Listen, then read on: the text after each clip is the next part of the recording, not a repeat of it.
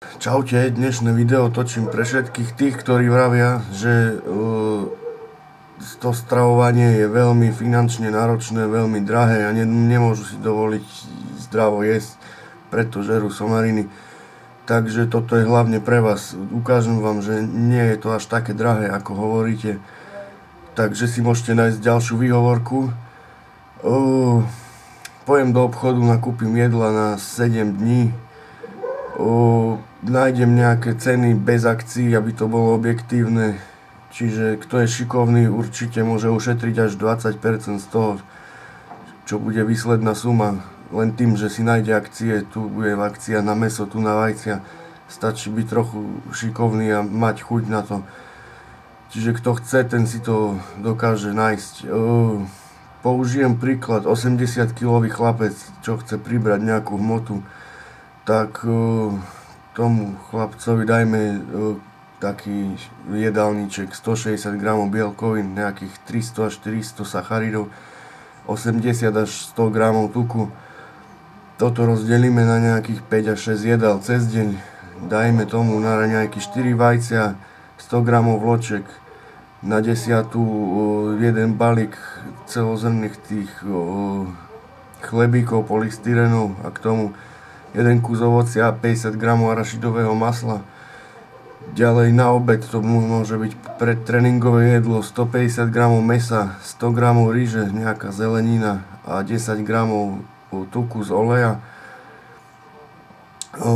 Po tréningu nejaký banán, potom po tréningové jedlo také isté ako predtréningové a ešte druhá večera môže byť nejaký ten biely kvalitný grécky jogurt, do toho nejaké orechy a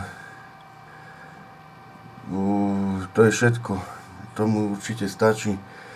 Tak idem to teraz nakúpiť, potom to rozrátam a ukážem vám, že nie je to až také drahé.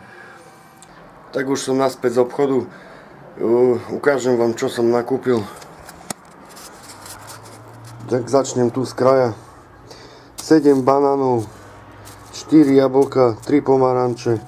To je ovocie, na každý deň bude 1 banán, 1 kus ovocia.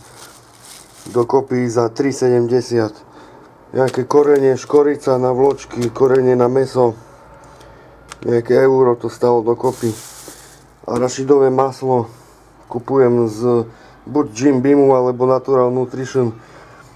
Za 6 eur je tam kilo, čiže to je 2,10 za 7 dní. Chlebíky zobral som len jedno balenie, ale na 7 dní by stálo 4,20. Ďalšie sú tu orechy za 2 eur, balík, to nám na 7 dní vystačí. Zelenina 7 kusov na každý deň, 1, dokopy 3,30. Olej 4,50 za pol litra, to je euro 26 na 7 dní. Jogurty 4,10 na týždeň. Vajcia 2,60 na týždeň. Mäso 8,40 na týždeň. Vločky 70 centov a rýža 2 druhy som zobral dokopy 2,30. Takže môžete vidieť, dokopy to je nejakých 35 eur aj pár centov. Keď to rozrátame, je to 5 eur na deň, čiže to si myslím, že vôbec nie je nejaká horibilná suma. Takže určite sa to dá zvládnuť finančne.